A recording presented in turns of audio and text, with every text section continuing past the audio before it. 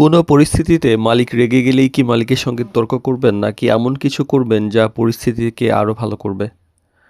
অনেক সময় রাগ করলে একটা ভুল সিদ্ধান্ত অনেক সম্পর্ক নষ্ট করে ফেলতে পারে। আবার একটা সঠিক আচরণ এই সম্পর্ককে বাঁচিয়ে দিতে পারে এবং আরো শক্ত করতে পারে। তো কর্মজীবনে এমন ভুল বোঝাবুঝি, মতের অমিল, রাগের পরিস্থিতি আসতেই পারে। কিন্তু একজন পেশাদার ড্রাইভারের পরিচয় তখনই বোঝা যায় যিনি সেই পরিস্থিতিতে কিভাবে সামলান। অনেক সময় সমস্যার চেয়ে আসলে সমস্যার প্রতি আমাদের আচরণটাই বড় বিষয় হয়ে দাঁড়ায়।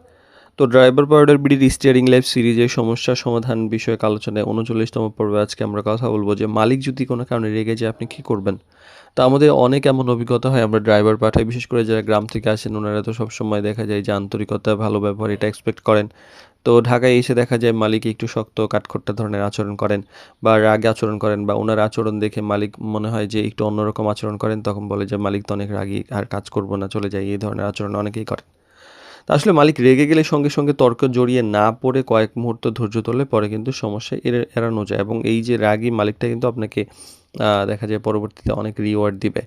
তো রাগের সময় উত্তর না দিয়ে বরং শান্তভাবে পুরো বিষয়টা আপনার শোনা উচিত, এবং ওনার সঙ্গে এমন আচরণ করা উচিত যেন আপনার ফ্যান হয়ে যায়। আর পুরো কথা শুনে তারপর ব্যাখ্যা দিবেন। অনেক সময় আমরা দেখেছি যে অনেক মালিক আমাদের সঙ্গে এসে অনেক রাগারাগি করে। আমরা সুন্দর করে সেটা হ্যান্ডেল করার চেষ্টা করি যে সিচুয়েশনটা কেমন। তো আপনিও চেষ্টা করবেন যে ওনার অভিযোগটা কি পুরো ভালো করে শুনুন। তারপরে মালিকের কথা শেষ হওয়ার পরে শান্তভাবে ওনার সঙ্গে এগ্রি করে নিজের দিকটা তুলে ধরুন, এবং সেটা বিনয়ের সাথে।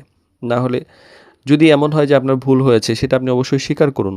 কারণ ভুল স্বীকার করা এইটাতে দ্বিধা করা উচিত না। এতে আপনার সম্মান কমবে না, বরং বিশ্বাসটা বাড়বে।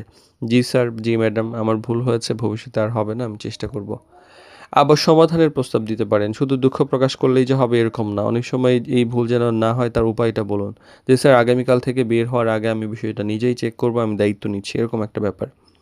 আর রাগ চলে গেলে এই সম্পর্ক স্বাভাবিক করুন। মালিক নিজেই করবে, তারপরে আপনার জায়গা থেকে রাগ করেছে একবার, ঠিক আছে, তারপরে চেষ্টা করুন যেন একটু মানে নাছোড়বান্দার মতো যে সব ঠিকঠাক আছে, স্বাভাবিক আচরণ করুন, এবং দেখবেন যে ব্যাপারটা ইজি হয়ে গেছে। তো মুহূর্তের রাগ আসলে স্থায়ী নয়, কিন্তু সুন্দর আচরণ দীর্ঘদিন মনে থাকে। তো রাগের সময় যে নিজেকে নিয়ন্ত্রণ করতে পারে সেই কিন্তু প্রকৃত পেশাদার ড্রাইভার। তো মালিকের রাগকে তর্ক দিয়ে নয়, ধৈর্য, সম্মান, যুক্তি দিয়ে মোকাবেলা করুন। কারণ অনেক সময় সম্পর্ক ভাঙে আসলে রাগের কারণে নয়, বরং রাগের সময় যে ভুল আচরণটা করা হয় তার কারণে।